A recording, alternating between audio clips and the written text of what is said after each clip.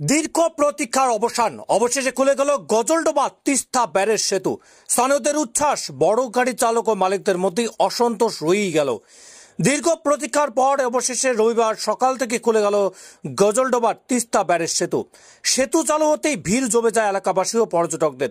অনেকেই জানান, এই সেতু খোলার পরে যাতায়াতের পথ অনেকটাই সহজ হবে এবং গজলডোবা হয়ে উত্তরবঙ্গের বিভিন্ন পর্যটন কেন্দ্রে পৌঁছানো দ্রুত হবে। তবে এর মাঝেই বড় গাড়ি চালক এবং মালিকদের মধ্যে দেখা যায় অসন্তোষ। তাদের অভিযোগ, সেতুর অবকাঠামো এখনো ভারী যানবাহনের উপযোগী নয়, ফলে অনেক ক্ষেত্রে স্বাভাবিক যান চলাচলের সমস্যা দেখা দেয়। এক চালকের কথায়, আমরা দীর্ঘদিন ধরে এই সেতু খোলার অপেক্ষা ছিলাম, কিন্তু এখনো বড় গাড়ি নিয়ে চলাফেরা করা ঝুঁকিপূর্ণ। স্থানীয়দের মতে, সেতু খুলে দেওয়ায় গজলডোবা অঞ্চলে অর্থনৈতিক সুযোগ সুবিধা বাড়বে। চা বাগান শ্রমিক থেকে শুরু করে ক্ষুদ্র ব্যবসায়ীরা আশাবাদী, এতে তাদের ব্যবসা বাণিজ্যেরও গতি আসবে। তবে এখন দেখার বিষয়, বড় গাড়ি চালকদের সমস্যার সমাধান করে আর কত দ্রুত এই সেতুকে পুরোপুরি ব্যবহারযোগ্য করে তোলা যায়।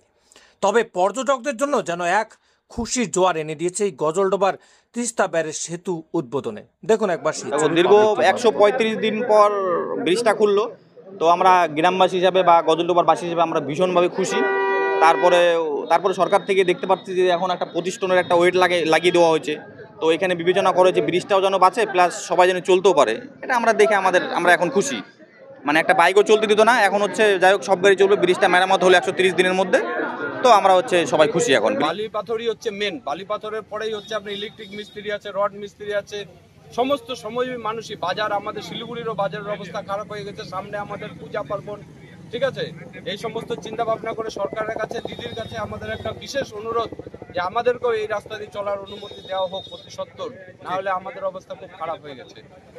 আমরা তো এইখানের স্পার্ট না, আমরা এই ব্রিজে কত টনের গাড়ি চলতে পারবে, কি চলতে পারবে, কই চাকা চলতে পারবে, এখানে ডিপার্টমেন্ট লোকরা আছেন, ওনারা অধিকারিকরা আছেন, তারা বলে দিবেন।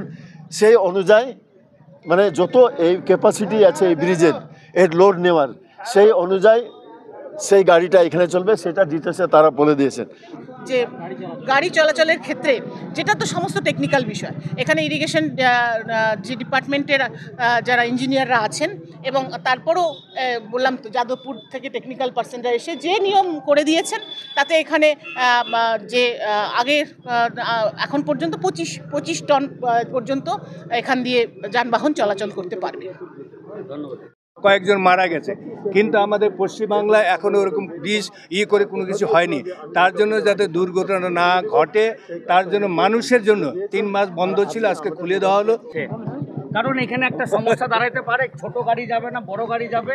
বড় গাড়িগুলো যত আছে বলতে হবে, বলেছি না না, আপনারা কেন বলছেন? কেন বড় গাড়িগুলোর কি হবে? কারণ এখানে প্রচুর বড় গাড়ি আছে, এই গাড়িগুলোর ক্যাপাসিটিটা একটু বলে দিন। এটা ওয়েট ব্রিজ না, কিন্তু এটা ওয়েট ব্রিজ না, এখানে ক্যাপাসিটি লাগানোর